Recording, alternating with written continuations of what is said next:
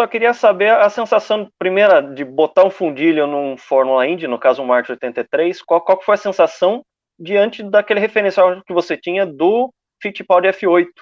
As diferenças entre um e outro, você sentou no Indy e falou assim, agora eu tô sentando num Indy contemporâneo. Como é que ele era? Eu acho que houve uma transição quando eu guiei no Grande Prêmio de Miami. Eu guiei o March protótipo um pouco antes de ir para a Indy.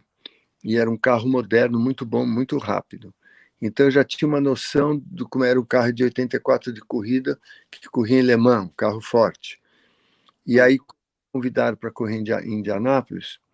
Eu já conhecia a pista, eu tinha testado a McLaren em 74, foi exatamente 10 anos depois, e eu gostei porque era uma equipe nova, sem pretensão nenhuma, e que isso me daria a chance de ir para Indianápolis sem a pressão de ter que andar na frente. A minha ida para Indianápolis era para aprender e sentir. Obviamente eu ia andar rápido, queria andar rápido, mas dentro das condições da equipe e de um carro que já tinha um ano. O Theo Fábio correu com o carro no ano anterior. Era esse carro do Theo Fábio que estava andando muito rápido. E que no ano que eu fui andar já tinha a parte aerodinâmica, o side pod já não era o atual do Marte novo, então eu tinha um handicap contra, todo mundo sabia. Mas eu gostava muito da velocidade de Indianápolis, as curvas rápidas, me adaptei muito rápido ao carro, que na época, você tem razão, Lucas, era parecido com o Fórmula 1. Até o design do carro era muito parecido. Você olhava o Fórmula 1, olhava o carro Indy na época, era muito parecido. E o carro foi muito bom de guiar, era um mate bem equilibrado, gostoso, e que eu guiei em Fênix, eu quase não treinei, fiz uma corrida em Fênix com ele, aí quebrou, deu algumas voltas, um oval curto para sentir, e fiz o Grande Prêmio de Long Beach antes de ir para Indianápolis, para conhecer a equipe, e andei relativamente rápido, cheguei a andar acho que terceiro, quarto em Long Beach, e depois nós tivemos um problema numa parada de boxe, e depois Indianápolis foi voltar ao que eu já conhecia a pista, mas o carro era muito bom. Para a equipe que a gente tinha, era muito bom. Acho que tinha uns 37, 38 carros para classificar. Eu classifiquei 21º com carro. E na corrida larguei bem, acho que já estava em 16º, 17º, mas bem no comecinho da corrida, antes da primeira parada de boxe. E na curva 2, o carro saiu de traseira de repente, quase que eu virei, quase que eu bati. E aí consegui controlar, deu muita sorte. Quando saí da curva, vi fumaça e escapou uma mangueira de óleo e caiu óleo no pneu. Aí entrei no box e a equipe falou: não vamos mais nem andar, que pode ter danificado o motor, porque caiu todo o óleo do motor. Foi a primeira experiência, mas eu gostei muito do carro. E aí eu fui testar, eu tinha andado com o carro no misto também. O carro era muito parecido com o Fórmula 1 da época de guiar. Carro muito gostoso de guiar o Indy. No oval e no misto. O nível técnico da Indy, Emerson, ele te satisfazia, não? Tanto da concorrência dos pilotos quanto dos carros, te dava prazer? Você teve umas pistas ali bem legais também, Road America, Mid-Ohio, você ganhou nelas até várias vezes. Você encontrou prazer e satisfação na pilotagem da Indy como você tinha na Fórmula 1 antigamente? Olha, era tão legal o Indy porque era muito equilibrado. Então, praticamente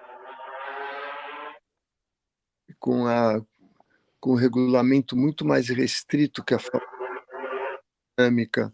Então, as equipes eram muito equilibradas.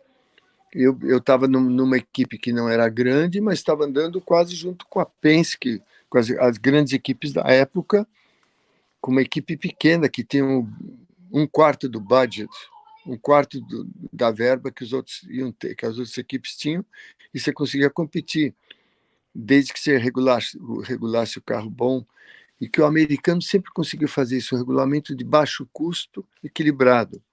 Então era divertido a Indy. E você os circuitos aqui nos Estados Unidos, né, que eram a Indy, o oval curto, o Super Speedway, Michigan, Indianapolis, Pocono, que são os circuitos de muita velocidade, o circuito permanente, né, tipo Road America, Mid-Ohio, E os de rua, né? Toronto Grand Prix, Long Beach Grand Prix, aí teve em Nova York, New Jersey. Então era bacana. Eram 4 tipos de circuitos diferentes que você tinha que se adaptar. E a equipe também ia adaptar o carro. Então, tecnicamente, como piloto e como equipe, é difícil você ser constante nos 4 tipos de circuitos.